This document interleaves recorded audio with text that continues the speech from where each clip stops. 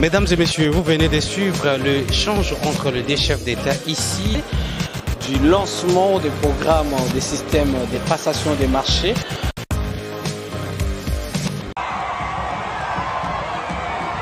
C'est au bout d'1h30 et après un parcours de 25 km que le cortège papal est enfin arrivé au Palais de la Nation ce 31 janvier en fin d'après-midi. Devant le perron du palais présidentiel de Kinshasa, le chef de l'État Félix Antoine Tshisekedi, portant l'hospitalité de tout un pays, accueille solennellement le souverain pontife.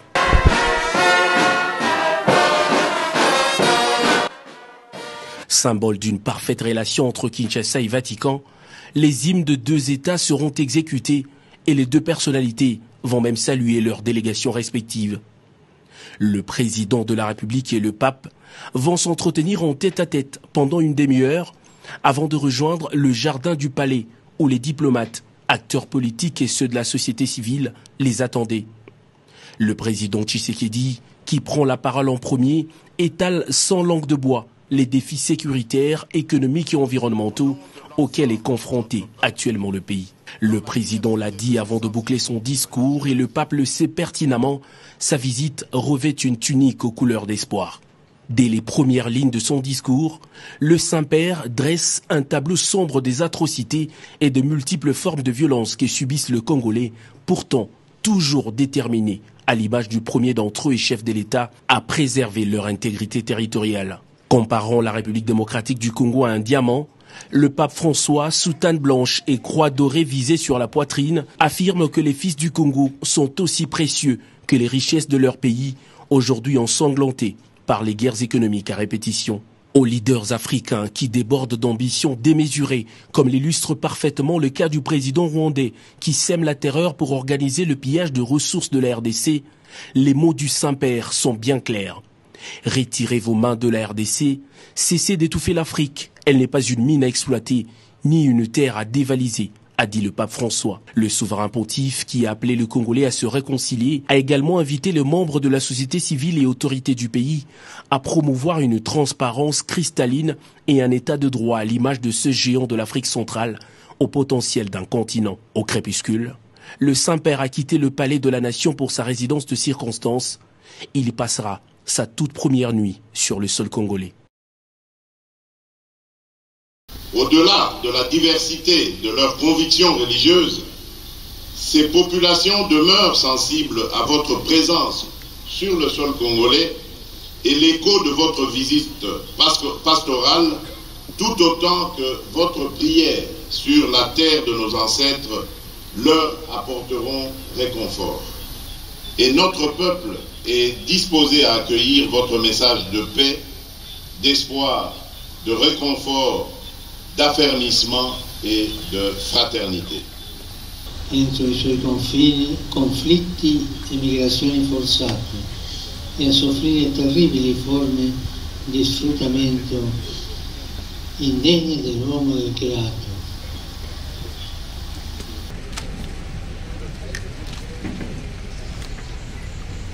Pourtant constitutionnel de la gratuité de l'enseignement de base, non appliqué durant de nombreuses années. Le bénéfice et l'édification du Congo de demain.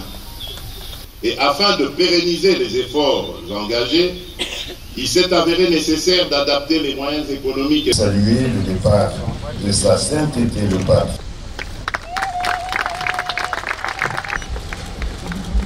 Nous demandons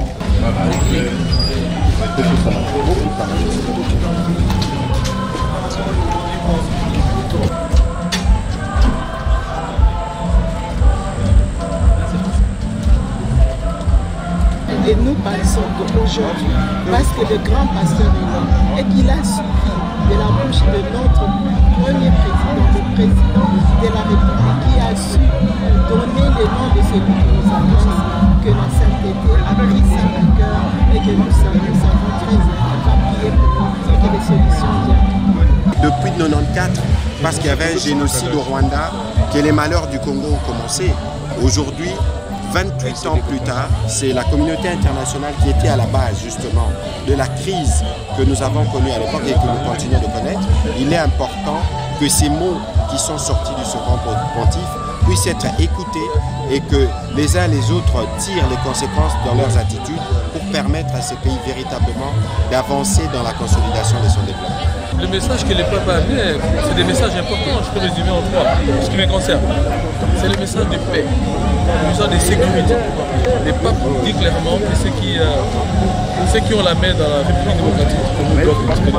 Aujourd'hui, vous avez entendu non seulement les messages du président de la République qui démontrent comment la RDC est une solution pour sauver l'humanité actuellement face aux enjeux du climat qui n'épargne personne.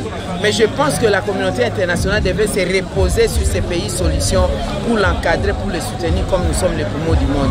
Nous pensons que Dieu est pour la RDC, Dieu est pour nous. Si Dieu est pour nous, qui sera contre nous? Pour vous informer de l'essentiel de l'actualité en République démocratique du Congo, il vous suffit de vous abonner sur Top 243 News TV, également nous lire sur www.top243news.com. Au nom de toute la rédaction, nous vous remercions.